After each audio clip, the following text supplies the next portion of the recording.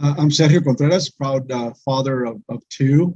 I live in Mission, Texas. I work as CEO of Atlas Hall and Rodriguez, also a board member of the Rio Grande Valley Partnership.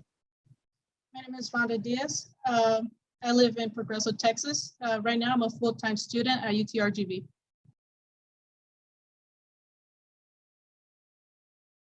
There are certain parts of our communities in the valley and across the state where there's gaps where we need additional investment to be able to access reliable and adequate broadband speed to be able to fulfill what is needed to attain an education or complete your work or for telemedicine.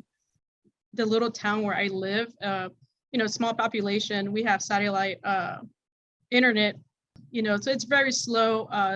My Zoom meetings were always getting disconnected.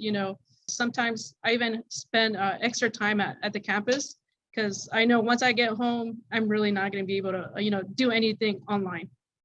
We're fortunate there's the Broadband Development Office Board of Advisors, which provides the opportunity to create a plan for the state of Texas with a charge to ensure that we continue to showcase the strength of Texas, providing another tool for economic development.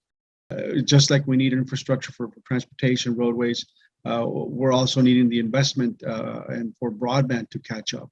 My mom not being able to have that Wi-Fi or that broadband at home, I'm not able to communicate with her via FaceTime, and it's kind of makes it difficult, because of the connection. It's not there.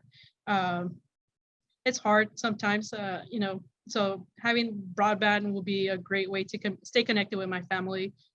Thank you to Congressman Gonzalez for bringing this hearing here to our region.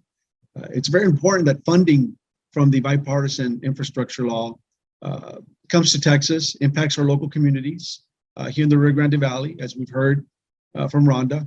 It would transform lives. It'll provide opportunities for this generation and the next. My office is very small. Whenever I took office, I had one secretary and that's it, me and a secretary. But under Operation Lone Star in Texas, that has now since grown with grant funding. I've hired several assistants.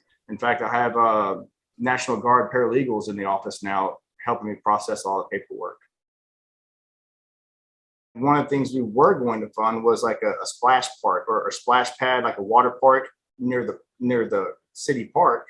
But now instead of using the funds for that, we've used it for emergency shelters for the county to have in case we have high-speed chases or anything like that. So the funding for the county is drastically affected by law enforcement as well.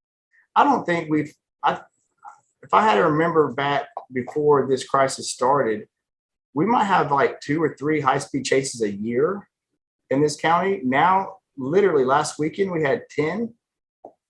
So, I don't know what the percentage of that is, but having 10 in one weekend versus you would have 2 or 3 per year before, it's astronomical. The changes it's made is astronomical. Driving on the highways around here, you never know when the high-speed chase is going to occur. So you have to drive, very defensively.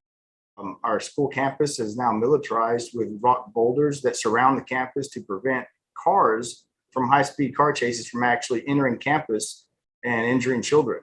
So that's something we've had to deal with.